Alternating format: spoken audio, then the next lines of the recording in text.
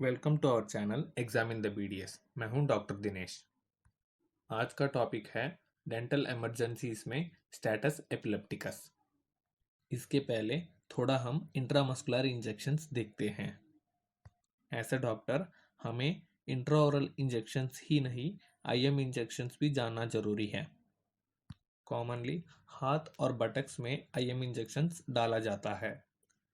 हाथ में कैसे डालते हैं पहले मैं आपको बता देता हूँ। शोल्डर के एंड में अक्रोमियन बोन होता है। उस बोन के एज में से 3 उंगली के विड्थ के नीचे हमारा इंजेक्शन साइट होता है। इंजेक्शन करने के पहले उस साइट को स्लाइटली हमें पकड़ लेना चाहिए। फिर नीडल को 90 डिग्री एंगुलेशन में इंसर्ट करना चाहिए और उसके बाद सॉल्यूशन को धीरे से डिपॉजिट करके सिरिंज को विथड्रॉ कर देना चाहिए। यहाँ पे हम डेल्टॉइड मसल में सॉल्यूशन को डिपॉजिट करते हैं। अब हम बटक्स पर इंजेक्शन कैसे करते हैं देखते हैं। पहले हमें बटक को 4 क्वाड्रेंट में डिवाइड कर लेना चाहिए और उसमें अपर और आउटर क्वाड्रेंट में हमारा इंजेक्शन साइट होता है।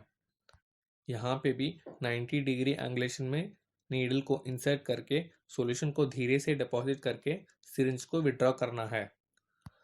IM इंजेक्शन करते समय हमें इंजेक्शन करने के पहले उस टिश्यू को अल्कोहल से वाइप कर देना चाहिए और इंजेक्शन करने के बाद भी गॉस या कॉटन से उस इंजेक्शन साइट को थोड़ा से दबा देना चाहिए। इसके वजह से वो सॉल्यूशन इवनली स्प्रेड होता है और इंजेक्शन साइट में हम दर्द को अवॉइड कर सकते हैं। चलो अब हम एपिलेप्सी के बारे में देखते हैं। अगर हमारे क्लिनिक में एक एपिलेप्सी पेशेंट आएगा तो हमें उसका पूरा हिस्ट्री ले लेना चाहिए। उसको सबसे पहले कब एपिलेप्सी आया और एपिलेप्सी का फ्रीक्वेंसी क्या है, वो हफ्ते में या महीने में कितने बार आता है और उसके लिए वो क्या मेडिकेशंस लेते हैं, पिछले 2-3 दिनों में उन्होंने रेगुलरली मेडिकेशंस लिया है कि नहीं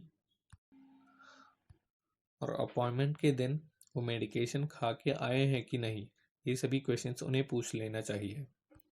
अगर पेशेंट ने सारे मेडिकेशंस रेगुलरली लिया है तो उन्हें हम ट्रीटमेंट स्टार्ट करते हैं और ट्रीटमेंट में जितना कंफर्टेबल हो सके उतना कंफर्टेबल रखना चाहिए पेशेंट को। पेशेंट को ट्रिगरिंग फैक्टर्स के बारे में भी पूछ लेना चाहिए और डेंटल चेयर में एपिलेप्सी आना कॉमन होता है क्योंकि डेंटल ट्रीटमेंट की वजह से वो लोग बहुत डरते हैं और बहुत स्ट्रेस होते हैं। अब हम इसका मैनेजमेंट देखते हैं। अगर पेशेंट को चेयर में सीशस शुरू हो गया तो उसके मुंह में जो भी इंस्ट्रूमेंट्स हैं उसे बाहर निकाल देना चाहिए। इम्प्रेशन ट्रे जैसे चीज़ों को बाहर निकालने के बाद उनके मुंह में टंग डिप्रेसर रखना चाहिए। अगर टंग डिप्रेसर को मोला टीथ के बीच में हम रखेंगे तो पेशेंट जीभ को काटने से हम स्टॉप कर सकते हैं। कुछ पेशेंट्स एपिलेप्सी आते ही अनकॉन्शियस हो जाते हैं तो उन पेशेंट्स को राइट साइड में शिफ्ट करना चाहिए। अगर पेशेंट सीधा लेटे रहेंगे तो टंग उनके थ्रोट को ब्लॉक करके ब्रीथिंग को ऑब्स्ट्रक्ट कर सकता है। इमीडिएटली 10 mg डायसिपम IM इंजेक्शन हमें करना चाहिए। इंजेक्शन करने के बाद 10 मिनट वेट करना चाहिए और 10 मिनट में अगर पेशेंट रिकवर हो गए तो उनका अपॉइंटमेंट पोस्टपोन करके ट्रीटमेंट कोई और दिन शिफ्ट करना चाहिए। अगर 10 मिनट वेट करके देखते समय उन्हें सीशस फिर से रिपीट हो रहा है तो एक और डोज डायसिपम देना चाहिए और इमीडिएटली एम्बुलेंस को इन्फॉर्म करके पेशेंट को हॉस्पिटलाइज कर देना चाहिए। सीशस में 2 टाइप होते हैं।